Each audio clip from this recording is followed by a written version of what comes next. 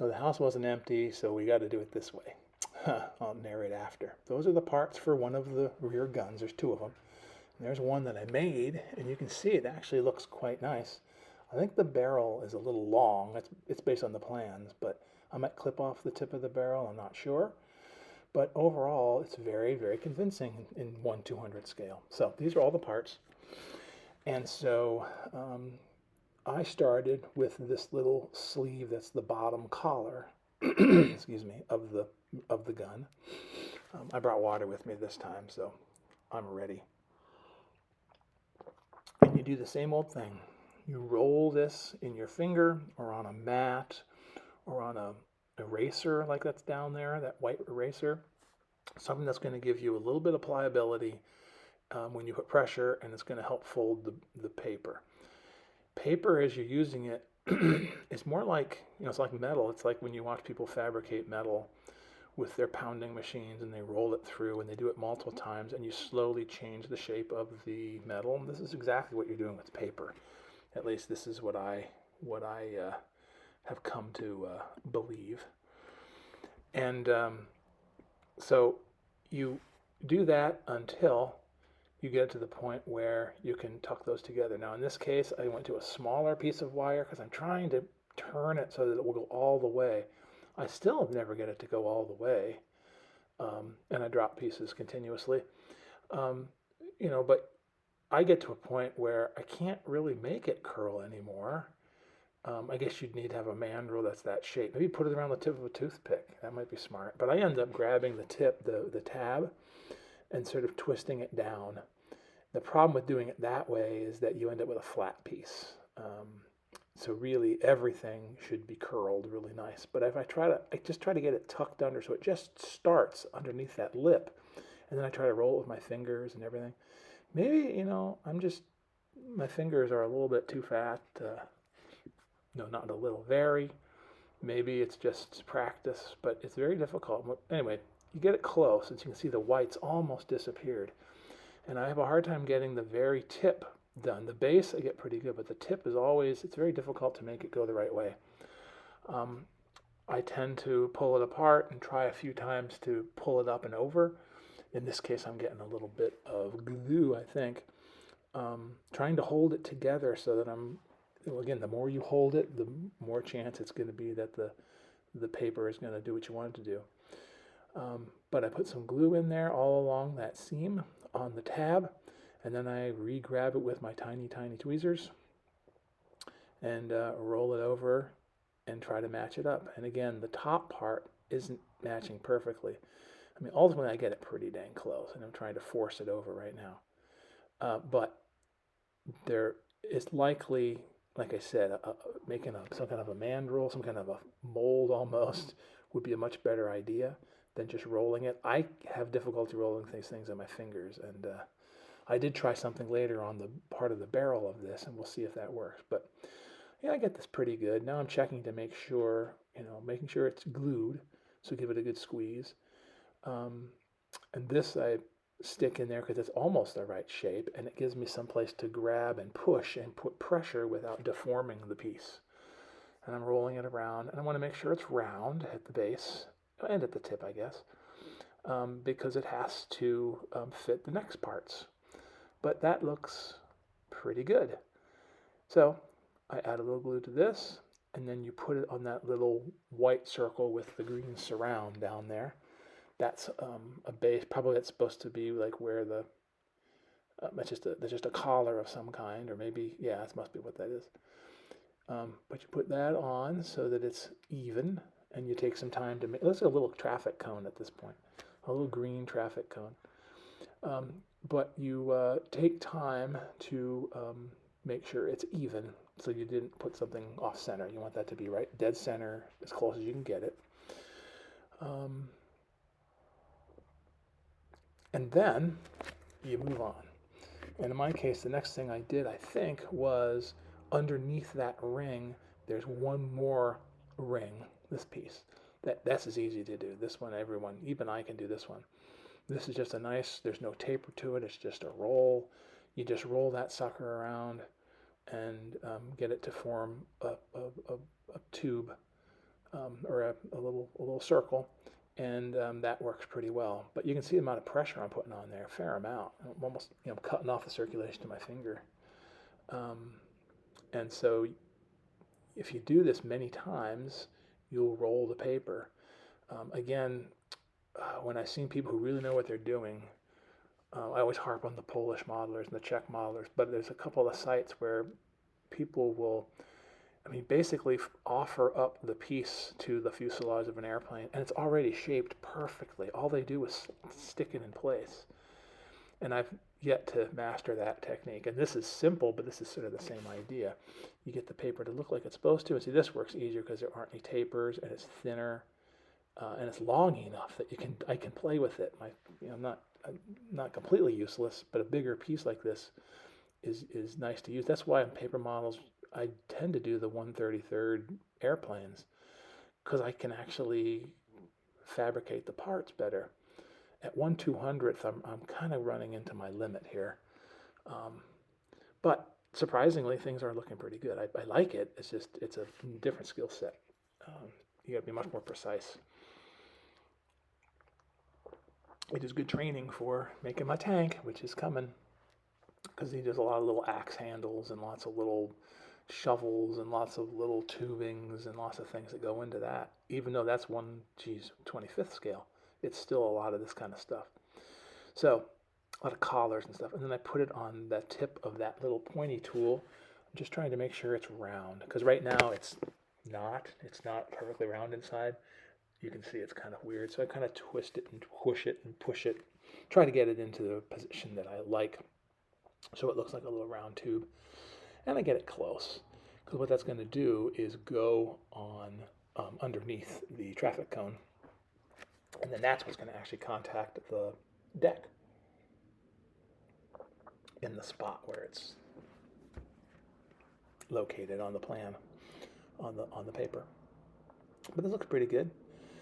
So now I'm just taking my time to make sure that it's even and it's formed okay and it's glued.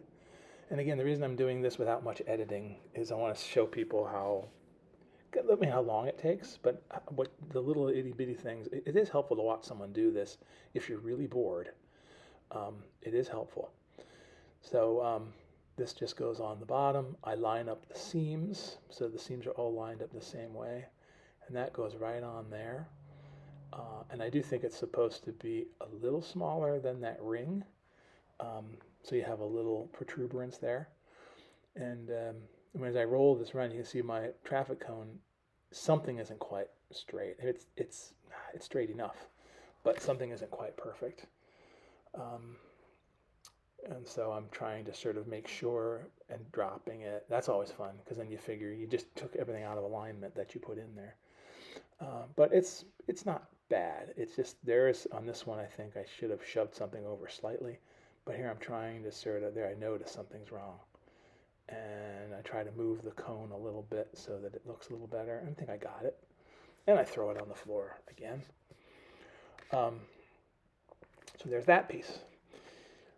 Now these pieces go on, those two flat pieces, which are really kind of cool. They're just flat, and I suppose they should have had, whoa, it took off. See, that happens a lot.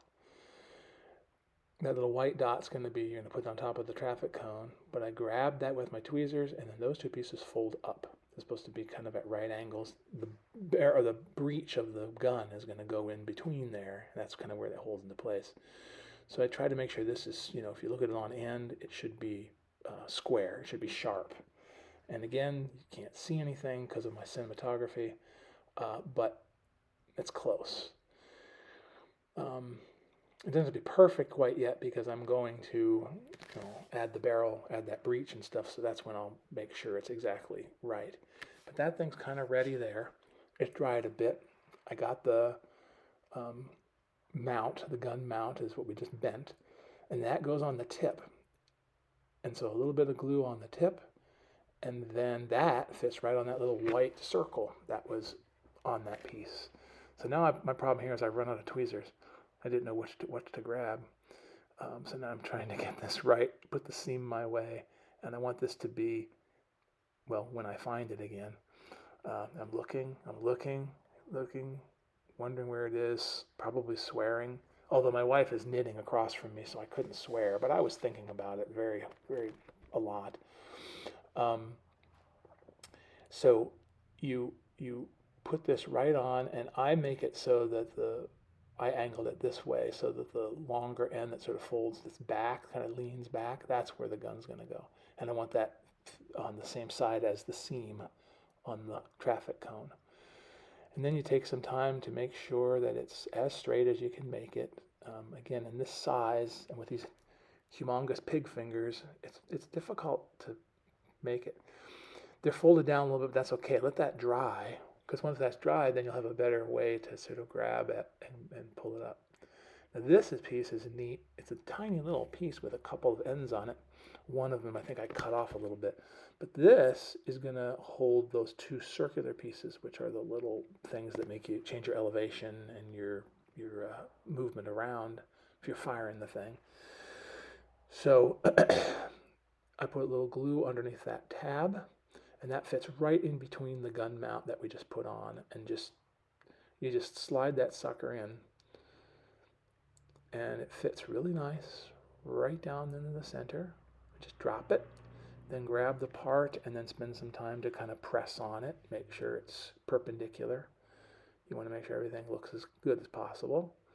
A little bit of extra glue you can take off, but right now I'm just making sure that everything is kind of, like I say, perpendicular. Things are coming out straight, things are going back straight, things are turning right or left exactly like they're supposed to. And now I'm going to let this thing dry.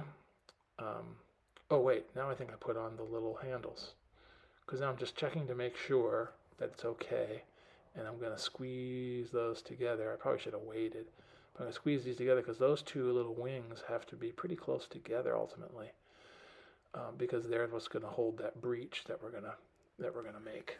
So right now they're not quite there. They look like little alien antenna right now, but they will get better by the time we put the breech in. But you get an idea what it's supposed to look like. And now, again, this stuff's drying the whole time, which is great, making it easier to handle, easier to hold. So now I grab a little bit of glue, and right on that tip I put a blob, and I take my licked X-Acto blade tip, grab one of these, which is supposed to be a spoked handle. I wasn't about to try to make those hollow, and I'll pop that on there and make sure that it's straight. Apparently it's got a wooden steering column. It's got a wooden edge on it. And then you put some glue on the tip of that one, and then you add the other one. And you're just making sure those are as close to center as possible, and then you sort of dither with them and diddle with them and make sure that they're straight again. Make sure they're straight head on, make sure they're straight from the top, make sure they're straight from the side, so that everything looks like it's supposed to. Not hard to do. Just tap things carefully. You're working with such tiny parts. Little tiny changes in position make a humongous difference. But so here I am just making sure. This again is a lot of the stuff I usually take out of my videos because it's boring. But maybe this would help somebody. And maybe somebody would give some good suggestions. I already got some good suggestions on rolling tubes from a couple Polish modelers who've seen the videos, and they're really helpful because those folks know what they're doing, and so they give me some really good suggestions how to improve. That I was terrified of. That is the breech, and it rolls lengthwise. It rolls into a tiny thing. So what I did was I started with a small piece of piano wire, and I rolled it like I always do and squished it. And again, I'm going to show you what I did in real time. Starting to curl, but certainly not the way it's supposed to. It actually, the inside is actually, I think, thinner than this. If you roll this around and try to match it, it won't match. So it's actually smaller than that piece of wire when you're done. At least, the inside diameter is. So I'm trying to roll this around and putting a lot of pressure on it to give it a shape. I didn't delaminate it because of the problem I had with the delamination of the other barrel.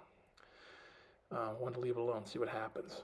So now I tried something new here. Took a thinner piece of brass in this case that was straight, and I do the same thing. I roll and squeeze I try to bring it together. Now that piece, when the combination of the paper thickness and that little brass tube or brass wire, it's almost exactly what it's supposed to be. So when I fold that over and kind of try to roll it between my fingers, it's actually, the seam is coming close to where it's supposed to be.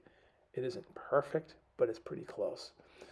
So once that happens and I've got it squished a little bit, now I start adding a little bit of glue while it's on the little brass kind of mandrel. And I add glue along the seam, and this is just butt jointed. And I was dubious of this, but this worked on the other side. And so put a fair amount of glue for the size, and then you sit there and you roll it again and you try to squeeze it together as best you can, and you hold it for a little while with your little fat fingers. Check it every once in a while, like right there, it still wasn't stuck. But if you hold this stuff for probably 30 seconds, the glue is going to hold. And there it is on my brass wire. And it actually looks like a little tube. Blows me away. Those other black pieces up there, those are pieces of pulled sprue. But I'm kind of twisting it around and pulling the brass wire ever so slightly.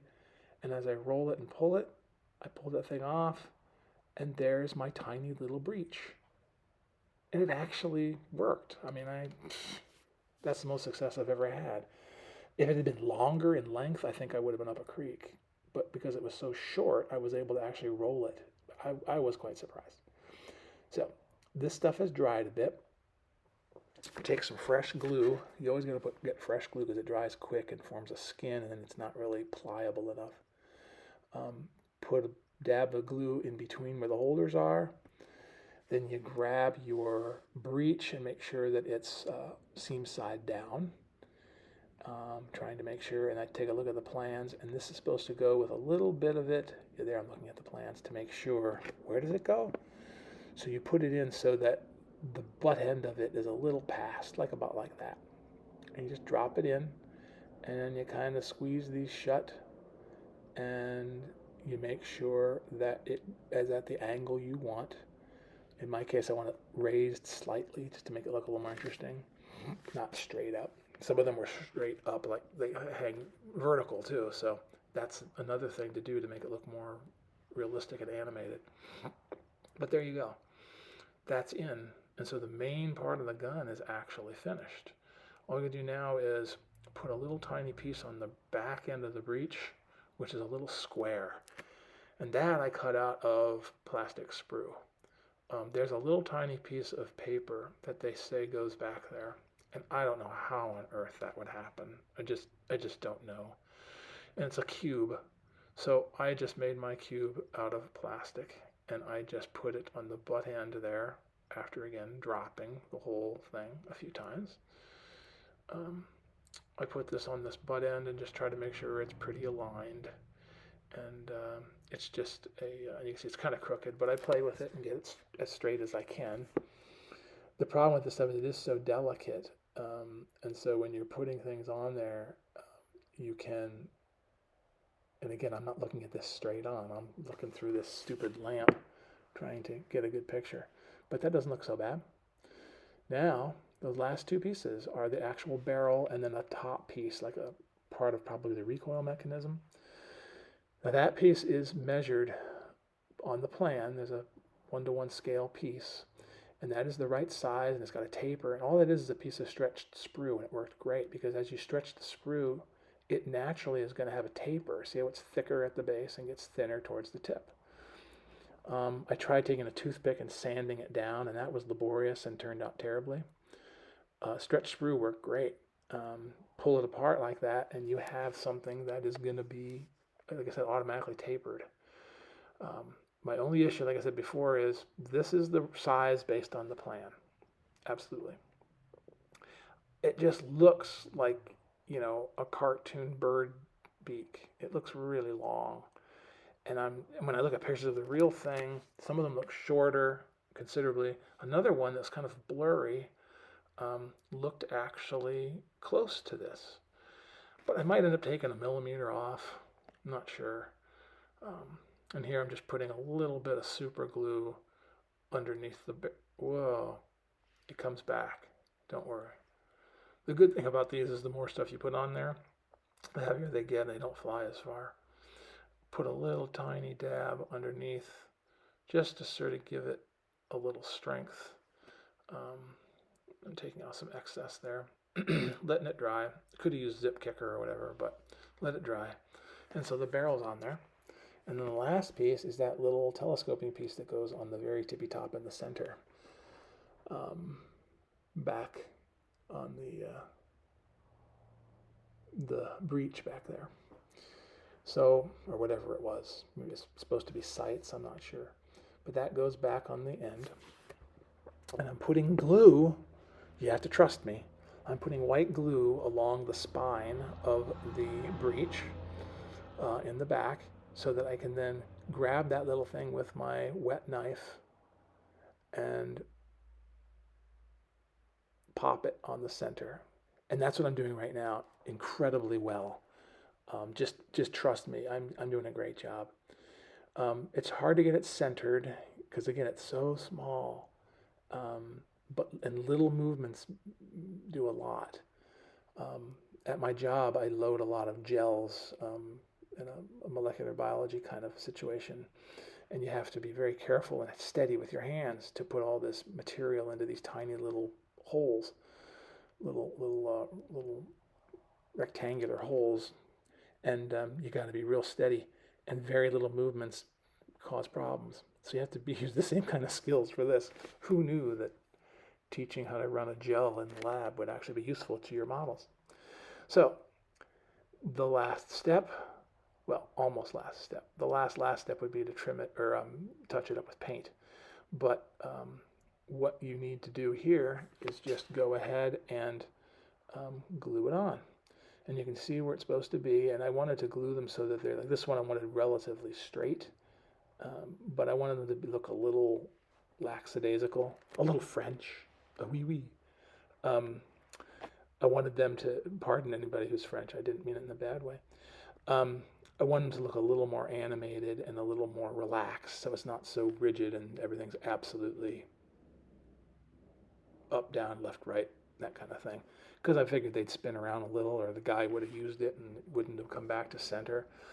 Looking at it, I probably should have put one, like I said, vertically, straight up almost, because that would have been probably more realistic. But anyway, take a little time to make sure that it's, against the, oh yeah, here I use some little green paint to touch up, and I use a little of like a metallic gray color to do the breech and fix the very back part. But there it is, and they look cool, except maybe they're a little long, don't know. And there it is, touched up with paint. Got rid of all the white, got rid of any kind of problems, touched up a few things, and they look very, very convincing in this scale especially. So I'm very pleased how this turned out.